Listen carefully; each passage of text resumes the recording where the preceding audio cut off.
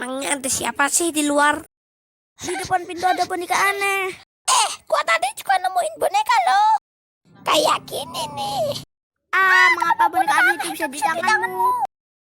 Lebih baik boneka ini kan daripada jelangkung ini. Lah, jelangkungnya lu tahu dari mana? Sebentar, kayaknya dia bukan Son.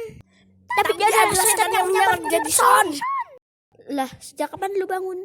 Sejak tadi. Apakah kalian baru menyadarinya? Kembalikan Son yang asli kepada kami. Ya, Benar.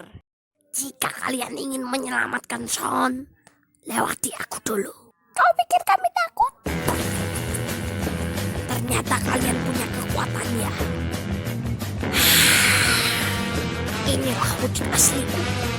Sepertinya kelemahannya adalah bintang itu. Tunggu, apa itu benteng?